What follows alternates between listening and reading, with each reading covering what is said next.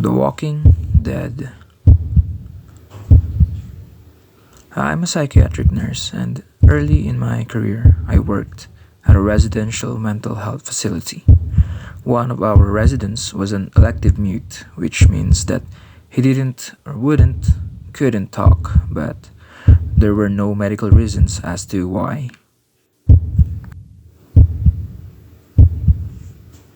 He had spoken earlier in his life and, in fact, seemed quite normal back then, with the exception of being close to 7 feet tall.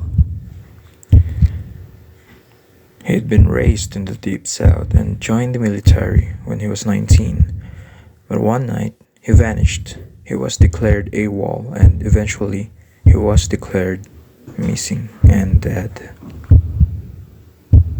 10 years later, a 7 foot tall man walked into a Vancouver hospital emergency room in my part of the Midwest and said to the receptionist, "My name is Marion Duchesne. It's not the real name, and I've been dead for 10 years."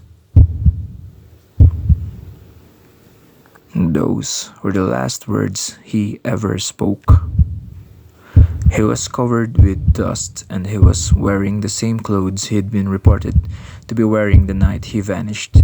His social security number had not been used and he had no identification on his person. However, they were able to identify him, I guess, via fingerprints.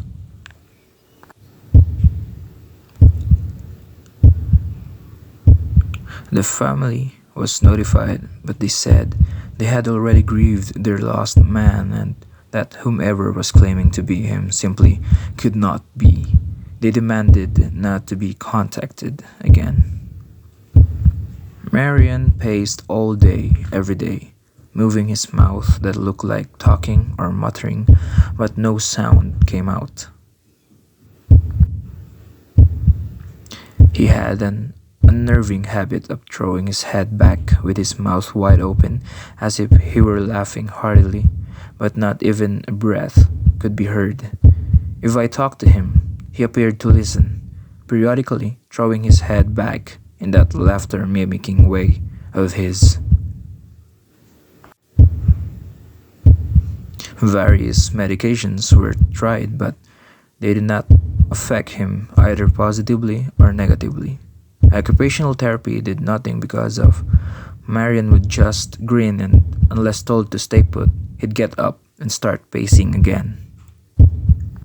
On my last day at that job, the last thing I saw was Marion pacing in the parking lot, throwing his head back to laugh. Later, I wondered if all along I'd been dealing with a ghost. All these years later, I still don't know.